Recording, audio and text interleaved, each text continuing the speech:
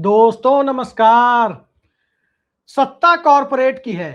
या कॉरपोरेट सत्ता का है, दोनों ही बातों के मायने एक ही निकलते हैं। लेकिन मौजूदा दौर में जब सत्ता सब कुछ कॉरपोरेट के हाथों में सौंपने की तैयारी कर रही हो और सत्ता के ऊपर कॉरपोरेट के हितैषी होने का आरोप चस्पा हो रहा हो, उस दौर में कैबिनेट विस्तार की खबर क्यों पीछे छूट रही है और कैबिनेट विस्तार करने में या कैबिनेट में फेरबदल करने में मोदी सरकार को क्यों पसीने आ रहे हैं, उस खबर से कहीं ज्यादा जरूरी और उस खबर की तह तक पहुंचने के लिए मौजूदा दौर में सत्ता आनन फानन में जो खेल खेल रही है वो पहले जान लेना जरूरी हो जाता है। आज एक बड़ी खबर आई। National company law tribunal NCLT, इसने सत्ता के करीबी धन्ना सेठ, जिनका एक टीवी न्यूज चैनल भी है, 22,000 करोड़ से ज्यादा के लोन को महज 6.5 करोड़ रुपए में सेटल कर दिया। जी हां, महज 6.5 करोड़ रुपए में सेटल कर दिया जाना। आप सोच सकते हैं कि आम जनता की क्या स्थिति है और आम जनता के इसी दुख दर्द को राहुल गांधी बयान कर रहे हैं कि एक किसान 50,000 का लोन ले ले या एक आम आदमी के लोन की कोई ईएमआई मिस हो जाए तो बैंकों की तरफ से गुंडे भेज दिए जाते हैं। लेकिन मौजूदा दौर में गुंडा एलिमेंट के सहारे आम जनता से तो लोन की वसूली हो सकती है, लेकिन क्या वाकई सत्ता उससे निश्चिंत हो सकती है? सत्ता निश्चिंत होने की स्थिति में नहीं है दोस्तों। सत्ता की निश्चिंतता के लिए सत्ता के शीर्ष पर बैठे हुए व्यक्ति का निश्चिंत होना जरूरी हो जाता है। लेकिन सत्ता का संचालन पीछे से करने वाले संगठन के दोनों बॉस, एक जो प्रो मोदी है और एक जिनको नरेंद्र मोदी के गुड बुक में नहीं माना जाता है, दोनों एक साथ यदि अमेरिका के दौरे पर निकल पड़े हो तो बात इतनी आसान नहीं होती। मोहन भागवत से लेकर दत्तात्रेय होसबोले तक अमेरिका का रुख कर चुके हैं। प्रधानमंत्री अक्सर विदेश दौरे पर निकलते ही रहते हैं। गृह मंत्री कभी विदेश का रुख नहीं करते और मौजूदा दौर में प्रधानमंत्री और गृह मंत्री के बीच में सर्वोच्च पद से रिटायरमेंट और सर्वोच्च पद पर पहुंचने की कथित महत्वाकांक्षाओं की चर्चा जिस तरह से सामने आती है, उन सब के बीच कैबिनेट विस्तार क्यों टल रहा है? सत्ता तो सारे काम कर रही है। वो सारे काम जो करने के लिए मौजूदा सत्ता से आम लोग उम्मीद नहीं करते, मसलन कॉरपोरेट के मित्रों का लोन माफ कर देना, कॉरपोरेट के मित्रों को 1 रुपए में बिहार में कहीं जाकर जमीन दिला देना, हजारों एकड़ जमीन, कॉरपोरेट के मित्रों के लिए फरक्का विवाद को कैसे, किस समय पर फरक्का जल संधि वाले विवाद को खड़ा करना है, ये बांग्लादेश में कॉरपोरेट के मित्रों की वसूली के लिए वो काम करना, सब अपनी जगह अपनी रफ्तार से चल रहा है। लेकिन कैबिनेट के अंदर और खासकर इस देश के जेएनजी ने जिस तरह से इस देश की सत्ता को सवालों के दायरे में खड़ा कर दिया है, भारतीय जनता पार्टी को सवालों के दायरे में खड़ा कर दिया है, जेन अल्फा भी सड़क पर निकल चुका है और इन सबको आवाज देने का काम शुरुआती दौर में कॉकरोच जनता पार्टी वाले सोशल मीडिया प्रयोग के पुरोधा अभिजीत दीपके ने भले ही किया हो, लेकिन आज की तारीख में ये काम जब राहुल गांधी करते हुए नजर आ रहे हो तब समझ में आ रहा है सत्ता को कि आखिर दिक्कत कहां है। एक ऐसा विपक्ष जो बहुमत से महज 30 सीट पीछे खड़ा था जनादेश के मुताबिक, लेकिन जब बहुमत से महज 30 सीट पीछे 2024 में खड़ा था, उस वक्त ऐसा कोई आंदोलन भी खुलकर सामने नहीं आया था। लेकिन अब जब जेएनजी का आंदोलन चल रहा है, ठीक इसी दौर में कैबिनेट के अंदर से भारतीय जनता पार्टी और आरएसएस के भीतर से एक उप प्रधानमंत्री की नियुक्ति का मामला जब सामने आ रहा हो तो उप प्रधानमंत्री पद की नियुक्ति के मायने को आसानी से समझा जा सकता है कि दिल्ली में बैठी हुई गुजरात लॉबी इतनी घबरा क्यों रही है। वो गुजरात लॉबी जो सत्ता में बैठकर अपने कॉरपोरेट मित्रों का लोन राइट ऑफ कराने में, कॉरपोरेट मित्रों को मुनाफा कमवाने में कभी पीछे नहीं हटती, वो कॉरपोरेट लॉबी विपक्ष के दबाव के साथ साथ अपने अनुसांगिक संगठनों और अपने पितृ संगठन के दबाव में किस तरह से बिखर रही है और किस तरह से सवालों को टालने की प्रक्रिया को आगे बढ़ा रही है, आसानी से समझा जा सकता है। कैबिनेट विस्तार नरेंद्र मोदी ने 2 साल के बाद किया था। 2019 की सत्ता में आए तो 2021 में किया, 14 की सत्ता में आए तो 16 में किया या 17 में किया। अब सवाल यह उठता है कि 24 में सत्ता में आने के बाद 26 में क्यों नहीं कर पा रहे। 2 वरिष्ठ मंत्रियों राजनाथ सिंह और नितिन गडकरी का फ्यूचर क्या होगा, इसको लेकर अटकलों का दौर जारी है। क्योंकि अगर राजनाथ सिंह और नितिन गडकरी को ड्रॉप किया जाता है तब इन दोनों से उम्र में बड़े प्रधानमंत्री नरेंद्र मोदी के ऊपर सवाल उठेंगे कि क्या मार्गदर्शक मंडल में जाने के लिए से सिर्फ इन्हें ही रोका जाएगा, सिर्फ यही बने रहेंगे और बाकी सारे लोग काम करने में सक्षम नहीं होंगे, ये सवाल उठेंगे। लेकिन ठीक इसी मौके पर जहां कैबिनेट में मंत्रियों को ड्रॉप करने और मंत्रियों को लेने की बातें सामने आ रही है, नए लोगों को ला करके कैबिनेट के अंदर एक नए यानी फ्रेश ब्लड के संचार की बातें जब कही जा रही है कि एक नया कलेवर दिया जाए, जनता को बताया जाए कि अब नए लोगों की टीम काम करेगी और जेएनजी से भी कनेक्ट करेगी। जो जेएनजी से कनेक्ट करने की कोशिशें वीडियो बनाकर रील बनाकर गिरिराज सिंह जैसे मंत्री नहीं कर पा रहे हैं, तो उस स्थिति में उप प्रधानमंत्री पद की नियुक्ति के कारण कैबिनेट का विस्तार तो नहीं टल रहा है। संघ एक मुख्यमंत्री को, ध्यान से सुनिएगा दोस्तों, एक मुख्यमंत्री को आरएसएस की तरफ से एक दबाव बनाया जा रहा है कि उसे दिल्ली लाया जाए, संभव हो तो उप प्रधानमंत्री का पद भी दिया जाए। अब कुछ लोग कह रहे हैं कि संसदीय बोर्ड तक देने के लिए मौजूदा भारतीय जनता पार्टी का आला कमान, जिसमें सांकेतिक तौर पर नितिन नवीन भी है, लेकिन मोटे तौर पर देखा जाए तो नरेंद्र मोदी ही एक तरफा हावी है। अमित शाह की कोई वैसी भूमिका अब है नहीं जो आज से 6 महीने पहले हुआ करती थी। तो उस स्थिति में एक मुख्यमंत्री को उप प्रधानमंत्री पद तक लाने की बातें और वो कवायद जो अंदर खाने चलाने की कोशिश हो रही है, उस वजह से भी विस्तार टलता जा रहा है। अब वो उप मुख्यमंत्री कौन हो सकते हैं? 2 राज्यों के मुख्यमंत्रियों के ऊपर सबकी नजर है, किसे संघ का आशीर्वाद प्राप्त है। और इसी बीच जो मौजूदा दौर में सत्ता में नंबर 2 यानी गृह मंत्री बताए जाते हैं, उप प्रधानमंत्री पद तक पहुंचने की, यानी उप प्रधानमंत्री पद का नोटिफिकेशन उनके नाम से निकले, ये इच्छा तो स्वाभाविक है कि उनके मन में है, खासकर बंगाल चुनाव जीतने के बाद से।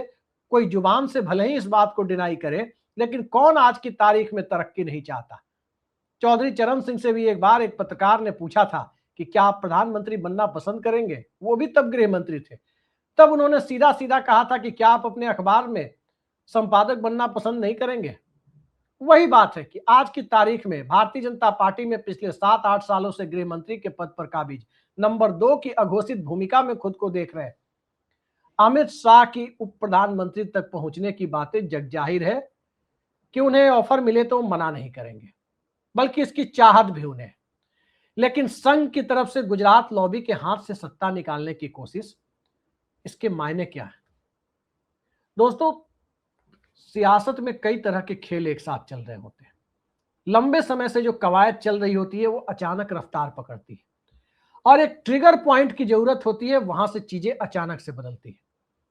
जैसे संघ का नेतृत्व लंबे समय से कोशिश कर रहा था कि भारतीय जनता पार्टी को पुराने और 70 पार के नेताओं से मुक्त किया जाए। अटल बिहारी वाजपेयी के दौर में यह हो नहीं पाया, लेकिन जैसे ही भारतीय जनता पार्टी विपक्ष में गई, उस वक्त भी संघ ये करने में सक्षम नहीं हो पा रहा था। मौका मिला तो कहां से मिला? लाल कृष्ण आडवाणी के जिन्ना विवाद से मिला। वहां से एक पूरी पीढ़ी को दरकिनार करने की जो प्रक्रिया शुरू हुई, वो 2013 आते आते संपन्न कर दी गई।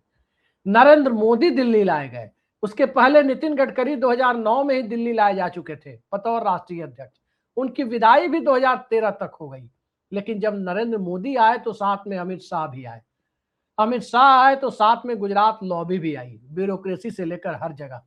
कॉरपोरेट भी आया, सत्ता का करीबी कॉरपोरेट, जो पुराने सत्ता के करीबी कॉरपोरेट से थोड़ा भिन्न हुआ करता था। आज की तारीख में कैबिनेट रिसफल के बीच अगर महाराष्ट्र के मुख्यमंत्री को उप प्रधानमंत्री के तौर पर लाने की कोशिशें होती है, तो कॉरपोरेट के अंदर हलचल मचनी तय है। महाराष्ट्र के मुख्यमंत्री को जिस कॉरपोरेट घराने के कथित तौर पर करीब माना जाता है, वो कॉरपोरेट घराना गुजरात लॉबी वाले कॉरपोरेट घराने से थोड़ा अलग है। वो कॉरपोरेट घराना वही है जिससे नजदीकियों के कारण कभी प्रणब मुखर्जी को कहा जाता था कि वो एक खास घराने के मंत्री के तौर पर काम करते हैं। उत्तर प्रदेश के मुख्यमंत्री को अगर दिल्ली लाने की बात हो रही है, तो उत्तर प्रदेश के मुख्यमंत्री के साथ कोई कॉरपोरेट लॉबी तो नहीं है, लेकिन एक बात तो साफ है कि उत्तर प्रदेश के मुख्यमंत्री को आगे लाने का साफ मतलब होगा कि उत्तर प्रदेश के विधानसभा चुनाव में भाजपा पिछड़े वर्ग के नेता के रूप में जाए। और जब पिछड़े वर्ग के नेता के चेहरे को सामने रख करके जाए, उस वक्त योगी आदित्यनाथ जिस राजपूत समाज से आते हैं, उसके भीतर भी कोई कंफ्यूजन ना फैले, उन्हें मोदी के उत्तराधिकारी के तौर पर औपचारिक तौर पर लोग देखना शुरू कर दें कि ये उप प्रधानमंत्री हो चुके हैं। लेकिन उत्तर प्रदेश वाला तर्क फिलहाल कमजोर है, क्योंकि अब तक जो नागपुर पीछे से, पर्दे के पीछे से बैटिंग करता हुआ नजर आता था, अब वो पर्दे के आगे से, यूं कहे कि विकेट के आगे से पिच पर पहुंचकर बैटिंग करना चाहता है। 2009 में उसे कामयाबी मिली थी, जब नागपुर से दिल्ली की लॉबी को दरकिनार करते हुए, यूं कहे कि सीधे टकराते हुए वहां से राष्ट्रीय अध्यक्ष भेजा गया था, नितिन गडकरी को। अब भारतीय जनता पार्टी के भीतर सर्वोच्च पद यानी प्रधानमंत्री पद तक अगर नागपुर अपने व्यक्ति को पहुंचाना चाहता है, तो देवेंद्र फडणवीस उसके लिए हर तरह से मुफीद है। देवेंद्र फडणवीस दिल्ली आए भी थे, पिछले दिनों दिल्ली आए थे, प्रधानमंत्री के साथ उनकी मुलाकात भी हुई थी, और उस वक्त ये खबर आ रही थी कि भारतीय जनता पार्टी की जो सर्वोच्च नीति निर्धारक संस्था में से एक है, काफी ताकतवर बॉडी है, पार्टी का सेंट्रल पार्लियामेंट्री बोर्ड, केंद्रीय संसदीय बोर्ड, उसमें अभी कोई मुख्यमंत्री नहीं है। 2012 तक भी कोई मुख्यमंत्री नहीं था, लेकिन 2013 में एक मुख्यमंत्री की एंट्री हो गई थी शुरुआत में ही, नरेंद्र मोदी। और 2013 के अगस्त सितंबर आते आते वही नरेंद्र मोदी भारतीय जनता पार्टी के चेहरा बने थे। तो संसदीय बोर्ड में एंट्री की बात नागपुर से चलाई गई है, मुंबई से भी चल रही है, और भारतीय जनता पार्टी के भीतर भी चल रही है कि नितिन नवीन की अध्यक्षता वाली भाजपा में जो केंद्रीय संसदीय बोर्ड बने, नवगठित बोर्ड बने, उस बोर्ड में देवेंद्र फडणवीस की जगह हो। देवेंद्र फडणवीस को संसदीय बोर्ड में जगह देने से कोई दिक्कत गुजरात लॉबी को फिलहाल दिखाई नहीं देती, कोई दिक्कत नहीं होती। लेकिन संसदीय बोर्ड में जगह देने के कारण कैबिनेट का विस्तार टल जाए, कैबिनेट में फेरबदल की संभावना खत्म हो जाए, वित्त मंत्री की भूमिका को लेकर जो पूरे देश के अंदर महंगाई और बेरोजगारी, साथ साथ अर्थव्यवस्था और खराब माली हालत की परिस्थितियां अगर जनता के बीच जाती हुई दिखाई दे, और वहां सत्ता वित्त मंत्री ना बदल पा रही हो, तो इस लाचारी को समझा जा सकता है कि कारण क्या है। कारण यही है कि जब फेरबदल होगा तो बड़े पैमाने पर होगा। मंत्रिमंडल में ऐसे लोग हैं नहीं जो निर्मला सीतारमण की जगह आकर सिर्फ विभागीय फेरबदल से, बिना नए मंत्री को शपथ दिलाए, सिर्फ विभागीय फेरबदल से उन्हें वित्त मंत्री बना दिया जाए और वो निर्मला सीतारमण से बेहतर काम कर सके। और वैसे भी इस सरकार में किसी को भी मंत्री बना दिया जाए, नए व्यक्ति को ला करके भी बना दिया जाए, काम तो पीएमओ के इशारे पर ही होना है, काम तो नरेंद्र मोदी की उस गुजरात लॉबी वाली टीम के इशारे पर ही होना है, जहां मंत्री की भूमिका एक कठपुतली से ज्यादा बड़ी दिखाई नहीं देती। और जब मंत्री की भूमिका, मंत्री की छाप मंत्रालय के ऊपर दिखाई न दे, तो सत्ता के अंदर कैबिनेट में फेरबदल की कवायद सिर्फ भावी उत्तराधिकार से ही जोड़कर देखा जाना ज्यादा मुफीद दिखाई देता है। सवाल गिरिराज सिंह को लेकर है कि गिरिराज सिंह जाएंगे तो बिहार से कौन आएगा। चर्चा विवेक ठाकुर की हो रही है, क्योंकि वो गिरिराज सिंह की तुलना में कम उम्र के भी हैं, और जिस समुदाय से, भूमिहार समाज से गिरिराज सिंह आते हैं, वहां भी वो उसी समुदाय से वो भी आते हैं। उनके पिता सीपी ठाकुर भी मंत्री रहे हैं केंद्र में। सवाल उत्तर प्रदेश से है कि उत्तर प्रदेश से सामाजिक समीकरणों को कैसे साधा जाए, जो चुनावी राज्य है, कैसे इस तरीके से साथ दिया जाए उत्तर प्रदेश के समीकरण को, जो अखिलेश यादव के पीडीए की काट भी साबित हो सके, और संविधान बचाओ के जिस नैरेटिव के साथ मिलकर, यानी मल्लिकार्जुन खड़गे और राहुल गांधी की पार्टी कांग्रेस के साथ मिलकर जिस तरीके से अखिलेश यादव ने एक विनिंग कॉम्बिनेशन में लोकसभा में तब्दील कर दिया था अपने पीडीए को, उसकी काट भी कैसे ढूंढी जा सके। लिहाजा उत्तर प्रदेश से भी नए लोगों को मौका मिलना है। लेकिन मामला अटका क्यों है? मामला अटकने के पीछे असली कारण न तो संसदीय बोर्ड का गठन है, न ही प्रधानमंत्री नरेंद्र मोदी की तथाकथित अनिच्छा है, ना ही जेएनजी आंदोलन है, ना ही पेपर लीक का मुद्दा है, ना ही धर्मेंद्र प्रधान का रिप्लेसमेंट नहीं ढूंढा जाना है। असल कारण यह है कि नागपुर से दबाव बढ़ता जा रहा है कि इस सरकार में एक उप प्रधानमंत्री की नियुक्ति हो जाए, और वो उप प्रधानमंत्री की नियुक्ति स्वाभाविक है कि भावी उत्तराधिकार के सवाल को ऑटोमेटिक तरीके से खुद ब खुद हल करने की स्थिति में पहुंच जाएगी। जो उप प्रधानमंत्री होगा वही नरेंद्र मोदी के बाद भारतीय जनता पार्टी का नेतृत्व करेगा, ये सवाल वहीं खत्म हो जाएगा। लेकिन क्या नरेंद्र मोदी उप प्रधानमंत्री की नियुक्ति चाहते हैं? बड़े से बड़े फैसले सत्ता के कथित इशारे पर सत्ता से जुड़ी हुई संस्थाएं आसानी से कर देती हैं। हजारों करोड़ रुपए का लोन महज कुछ करोड़ में राइट ऑफ कर दिया जाता है। ये इस तरह का मामला है नहीं, क्योंकि जनता के बीच चुनावी हिंदुत्व की मियाद पूरी होने की खबरें जिस तरह से सामने आ रही है, उसमें न तो नरेंद्र मोदी का चेहरा पार्टी के लिए कोई उम्मीद की किरण बन रहा है, न तो अमित शाह, देवेंद्र फडणवीस या योगी आदित्यनाथ का चेहरा कोई उम्मीद की किरण बन सकता है, और न ही भारतीय जनता पार्टी और संघ आज उस स्थिति में है जहां जो परिस्थितियां उसे एक तरह से खुद ही झोली में गिरी हुई परिस्थितियों जैसी 2013-14 में थी, या जिस ढंग से पुलवामा बालाकोट ने पूरा चुनाव करीब करीब बदल दिया था, वैसी परिस्थितियां अब है। अब भारतीय जनता पार्टी को नेहरू का नाम लेकर वोट नहीं मिलना है, अब मनमोहन सिंह का नाम लेकर वोट नहीं मिलना है, उनकी सरकार के कामकाज को गिनाकर वोट नहीं मिलना है। अब जनता सीधे पूछ रही है कि 12 सालों में आपने क्या किया है, और 12 सालों में मोदी सरकार का काम बोलता है कि कारनामा बोलता है। अगर इसकी एक वानगी आप अपने सामने रखने की कोशिश करें तो इसमें साफ साफ दिखाई देता है। आज ही सेंट्रल बैंक का डेटा सामने आया है, 74% लोन तो गरीबों और आम आदमी से वसूले जा रहे हैं, और बड़े लोगों से महज 15% लोन की रिकवरी हो रही है। आज ही सुभाष चंद्रा वाली खबर आई है कि 22,006 करोड़ रुपए का लोन महज 6.5 करोड़ रुपए में राइट ऑफ हो गया। और इसके पहले सत्ता के जो करीबी पूंजीपति हैं, जिस ढंग से संसाधनों की लूट बंदरगाह से लेकर एयरपोर्ट तक मचाई गई, जिस ढंग से सरकारी कंपनी बीएसएनएल का बटाधार किया गया, और जिस तरीके से इस देश में कॉरपोरेट ने और टोल प्लाजा पर नितिन गडकरी के प्रयोग ने, या फिर जिस ढंग से पेट्रोल में वो गन्ना वाला E20 की मिलावट के खेल ने जिन परिस्थितियों को मध्य वर्ग को भारतीय जनता पार्टी की नजर में एक पॉलिटिकल, भारतीय जनता पार्टी के सामने मध्य वर्ग को जैसे खड़ा कर दिया, एक अलग तरह की पॉलिटिकल सिस्टम के बीच, जहां मध्य वर्ग जो भारतीय जनता पार्टी के साथ खासकर हिंदी भाषी भारत में 1991 से ही सीधा सीधा जुड़ा हुआ नजर आ रहा था, वो अपने संबंधों पर जब बीजेपी के साथ अपने संबंधों पर पुनर्विचार की कोशिश करता है तो नतीजा वही होता है जो प्रशांत किशोर के नतीजे में सामने आया है। नतीजा वही होता है जो जेएनजी आंदोलन के दरमियान मध्य वर्ग की सीधी भागीदारी के रूप में सामने आता है। नतीजा वही होता है कि प्रधानमंत्री नरेंद्र मोदी को इंस्टाग्राम पर आकर के रील बनाना पड़ता है,